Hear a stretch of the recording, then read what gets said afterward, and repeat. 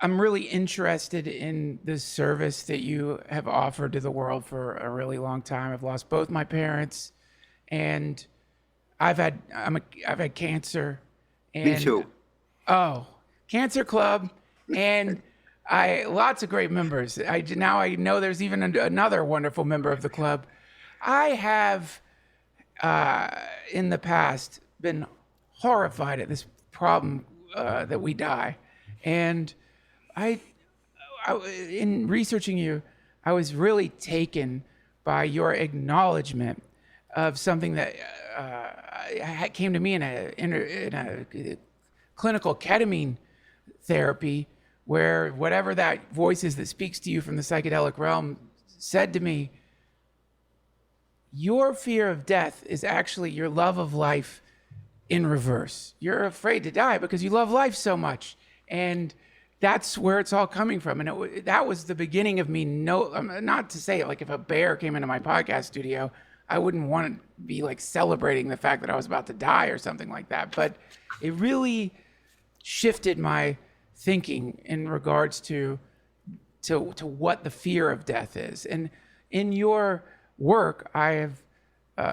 found that that when you are sitting with dying people, when you're working with dying people, really it isn't so much about dying as much as how do we live during whatever the amount of time we theoretically have left here in the world. And I wonder if we could just start off with your theory on, I think everyone by now probably knows what death is, but what do you think life is? What is living?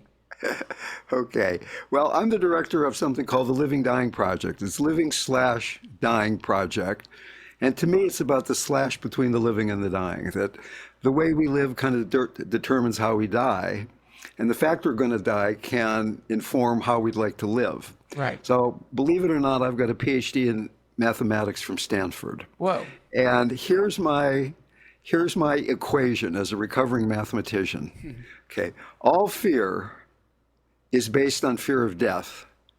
And fear of death is exactly equal to lack of enlightenment.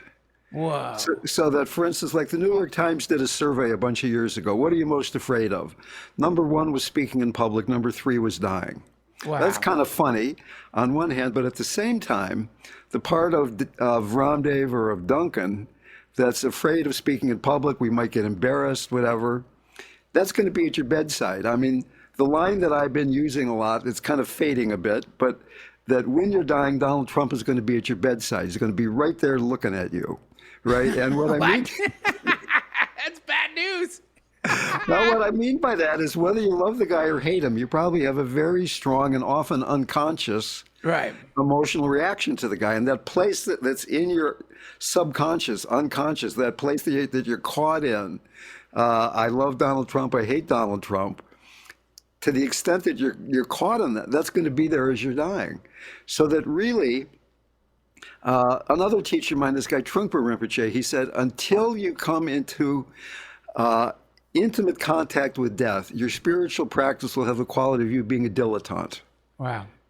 So the point here is, actually the dirty secret is that I kind of feel that dying is often kind of boring. It's slow, it's cumbersome, interspersed with intense moments. Yeah. But it's pointing to the fact that I'm going to die. I just turned 80, believe it or not. Wow. Congratulations. I guess it's better than the alternative, isn't it? But what I'm saying here is that the fact that I'm going to die is intellectually obvious. You're going to die, I'm going to die, but we don't know when. Right? That's intellectually obvious. But if we really, really knew that on our bones, Duncan and RamDev, how would this encounter with us and with the audience be going right now? If I didn't know I was going to survive the Duncan Trussell family hour, that I might drop dead at some, then I would just want to love you and just embrace you and like be that guy, right? And see that you're that guy. But if it's this intellectual thing where I'm saying, oh, here's about death and here's what I know and all my experience and let me enlighten you and all that bullshit, then it's like it's removed from intimacy. It's removed from aliveness. Right. So the place where you and I get afraid is, in a way, it's good news. Ramdas had this saying that I always hated, but it's true, that suffering is grace. Yes. Right? I mean, if you want to be free, the place where you're suffering, the place where you're caught, is pointing exactly at what you need to do next, to open, to surrender to God, to open your heart. Right.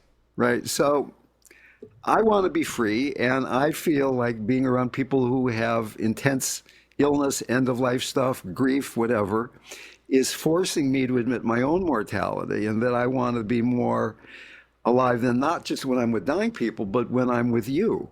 If I'm with somebody who's dying and I'm distracted or I'm preoccupied, it hurts my heart because I know I might never see them again. And Yes. I might never see you again either. I don't know. Right. We don't know. I mean, that's the problem, isn't it? I mean, if we knew, sometimes I think about this, like, and like reflecting on what some part of the multiverse where, let's imagine a planet where everyone knew what happened after you die. And it was like the New Agers say, some kind of like celestial spa. You pick your next incarnation, hang out with dolphins. It's awesome. When you're ready to take incarnation again, you reincarnate again. How many people would even be on the planet right now? I mean, there would be mass suicides. How many people would just be standing in line to jump off cliffs? This lack of understanding what happens when we die, it is part of what keeps us here, isn't it? I mean, not to, I'm sure a lot of people are like, look, I love it here. I don't want to go. But, I in earlier phases of this incarnation, I would like look at a credit card bill and be like, you know what? I'm going back to the spa. Forget this. I'm out of here. But it's that lack of understanding that keeps us glued here. And isn't that lack of knowing whatever it is part of what feeds into that unenlightened fear that you're talking about? It's just, this is an impervious, frustrating, annoying mystery. And I get why people get real tangled up in neurosis when thinking of it at all. Yeah. Well, I was listening to your interview with Jack Kornfield that you did a few weeks ago, I guess, or I don't know how long ago, recently. And he was kind of talking you down off the edge a little bit and saying it's all okay. Yeah. And I mean, to me, working with fear of death is a very awakening and enlivening experience. So that, like, very often when we're afraid, we're asleep. Very often when people are feeling fear, they're fixated on the trigger, right? Yes. I'm afraid because of global warming. I'm afraid because of my bank account is going down because of what's happening in the stock market. I'm afraid of this. I'm afraid of that person. And very seldom do we actually experience what it's like to have an emotion, to be embodied while we're having something intense. So like Right. in English, we say, I am afraid. In Spanish, yo tengo miedo, I have fear. In Tibetan, fear is here, Oh, right? cool. So just in the way we think about or language things in English, it's so easy to get caught in the passing emotional state. So that I'm, among other things, I'm a meditation teacher, which I think is a very dangerous label. And even the notion of meditation, that good meditation, bad meditation, Yes.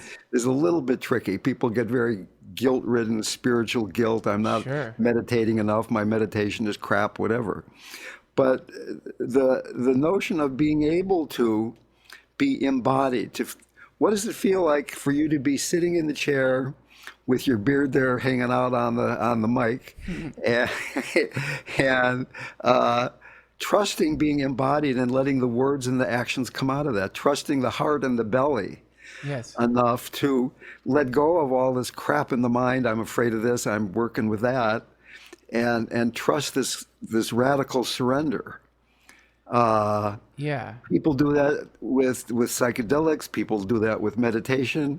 People do that with being in nature. But it's a rare person that's really integrating that into daily activity. So to me, the whole spiritual life is not very useful until it can be integrated into, what does it feel like when you wake up in the middle of the night and you got to take a piss, right? What does it feel like when you're in a traffic jam and you've got to get somewhere on time and you're Yes. not going to get there on time? What does it feel like when you and your wife are having a difficult day and the kids are yelling and whatever is going on? Yeah. So that, I mean, all this airy-fairy stuff about floating off into spaciousness and being in the heart, and that's great, but this foundation of being in the body, being real, being human. Yeah. Yeah. Like you mean it's okay, fine. The whole spacious heart, compassion, all that stuff. Great, great. That's not where we're at now. I'm not feeling it now. And as you're saying, kids are screaming, all the other stuff that's going on, all the whatever epigenetic stuff and all the under the surface stuff is swimming around. It's a big bowl of shit sometimes, no offense. And I could see how if you do get caught up in that airy fairy stuff, when you're like in a bowl of shit, then it's not like the airy fairy stuff is making you feel better. You're just like, oh great, well where's my spaciousness now? Where I had to get up to piss. I'm not going to sleep for the rest of the night because I have insomnia. And then so I do know what you're talking about. Is this what you mean by living? Is this what you're saying is this what you mean? Like just allowing yourself to be, if you happen to find yourself in a hot tub full of your own garbage, just like admit that's what's going on. Okay, so not only are you in the hot tub full of garbage or the bowl of shit, but you're feeling guilty because you think you're spiritual and you can't get out of it. So Right. it's like there's the double trouble there. And you've had here's a quote from Walt Whitman. Sometimes touching another human being is almost more than I can bear. Wow. Okay, Yes. You felt that, I felt that, right? You've looked into the eyes of another person and you've wept because you felt so much love. Yes. Have you ever looked in a mirror and cried because you love that guy so much? Probably not. Not because I like that guy so much. Sometimes touching myself is more than I can bear. We won't go down that road right now. Okay. Okay. So what I'm saying, though, is that because of conditioning and being socialized and everything and early childhood wounding and all that crap, we end up being stuck in our minds, identifying with such a small part of who we are, that we've had those experiences of the vastness. We've had those experiences of touching somebody and seeing the divinity and everything. And the divinity doesn't have to be extra special. It can be in the mundane. It can be in walking from here to the other room. It can be just looking at your child. It can be just about anything at all. And instead, we have all these notions. I mean, so many people that come to me who are dying haven't forgiven themselves. They're still feeling that they've been a bad person. They didn't do this enough. They didn't do that enough. Imagine being on your deathbed. Really imagine being on your deathbed and not liking who you are. Oh, wow, yeah. And I see a lot of that. And there are some people, though, who at the end of life surrender into a bigger version of who they are. Maybe the body's in pain, maybe there's confusion in the mind, but they're not so identified with that stuff. So that right now, there's Dale and Duncan, RamDev, whatever my name is, RamDev, Dale, and Duncan, we're talking, the three of us, right? I've got two names, everybody. It's a little confusing. My spiritual name, RamDev, and Dale, the other guy. That here we are talking, but is there this other reality that we can surrender into? That it's not another reality. It's going beyond grasping. It's trusting. It's this radical trust in our humanity of just being who we are, trusting our basic goodness, trusting that it's okay to be a human being, that we don't have to get somewhere. Right.